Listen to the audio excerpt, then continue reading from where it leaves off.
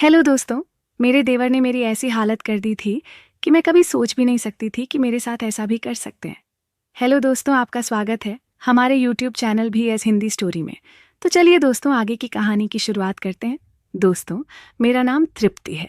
मेरी उम्र 28 साल है। मेरे पति का नाम शैलेंद्र है। मेरे पति बिजनेस करते हैं और बिजनेस के सिलसिले में वह ज़्यादातर बाहर ही रहते हैं। मेरे घर में मैं, मेरे पति, सासू माँ और छोटा देवर रहते हैं। मेरे ससुर जी 4 साल पहले ही खत्म हो गए थे। देवर की उम्र 18 साल होगी। मेरी शादी लव मैरिज हुई थी। हम दोनों एक दूसरे से बहुत प्यार करते थे और दोनों बहुत खुश भी रहते थे।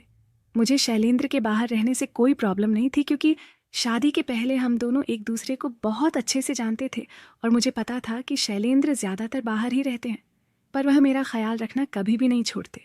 घर पर रहते तब भी वह मेरी बहुत केयर करती थे और जब कोई काम आ जाता तब वह बाहर जाते तो मुझे वह फ़ोन पर सारा दिन बात करते रहते हैं और अपना काम भी साथ में करते रहते हैं।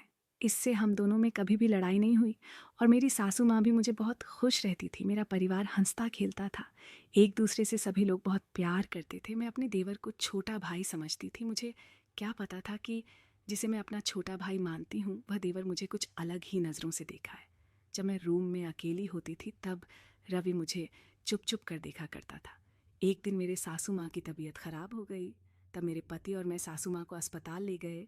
वहाँ पर पता चला कि सासू माँ को का ब्लड प्रेशर हाई हो गया था, जिस वजह से उनकी ऐसी कंडीशन हो गई थी। डॉक्टर ने बोला कि आपकी माँ को 2-3 दिन के लिए अस्पताल में एडमिट करना होगा। तब मेरे पति ने कहा, ठीक है डॉक्टर। डॉक्टर के इतना कहने पर मेरे पति ने कहा कि तृप्ति, तुम और रवि दोनों लोग घर चले जाओ। अगर कोई काम होगा तो मैं तुमको बुला लूँगा। मैंने कहा ठीक है। इतना कहकर हम दोनों लोग घर आ गए। घर पर मैंने सारा काम किया। काम ख़त्म हो जाने के बाद मैं रवि से कहा, रवि आकर खाना खा लेना। रवि ने भी हाँ बोल। ठीक है भाभी। मैं अपना खाना लेकर अपने रूम में चली गई और खाना खाने के बाद मैंने सोचा क्यों ना थोड़ी आराम कर लिया जाए। जैसे ही मैंने अपनी आंखें बंद की, थोड़ी देर बाद मुझे ऐसा लग रहा था जैसे कोई मेरे पास आकर बैठ गया हो। मैंने सोचा कि घर पर मेरे और रवि के अलावा कोई नहीं है, फिर मेरे पास आकर कौन बैठेगा। तभी मैंने अपनी आंखें खोली तो मैंने देखा कि रवि मेरे पास बैठा हुआ है। मैं डर गई और मैंने रवि से पूछा, रवि तुम यहाँ पर क्या कर रहे हो? तब रवि ने बोला, भाभी मैं आपसे बहुत प्यार करता हूँ। यह सुनकर मेरे पैरों तले ज़मीन खिसक गई।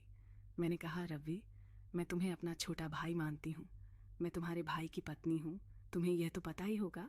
तब रवि ने कहा, हाँ भाभी मुझे ये सब पता है, पर फिर भी मैं आपसे बहुत प्यार करता हूँ और मैं आपके बिना नहीं रह सकता। तब मैंने कहा, रवि अभी तुम बहुत छोटे हो, तुमको अभी कुछ भी पता नहीं है। अभी आप खाना खाइए और खाना खाने के बाद आप अपने रूम में जाकर सो जाइए। इस बारे में आपसे मैं बाद में बात करूँगी। इतना कहकर रवि सर हिलाकर मेरे रूम से बाहर चला गया। दोस्तों, इसे आगे की कहानी सुनाने के लिए आपको हमारी अगली वीडियो का इंतज़ार करना पड़ेगा। और अगर आपको हमारी कहानी अच्छी लगे तो आप हमें कमेंट बॉक्स में ज़रूर बताएं। अगर आप हमारे चैनल पर नहीं हैं तो हमारे चैनल को सब्सक्राइब ज़रूर करें। मिलते हैं आपसे अगली वीडियो में। तब तक के लिए धन्यवाद।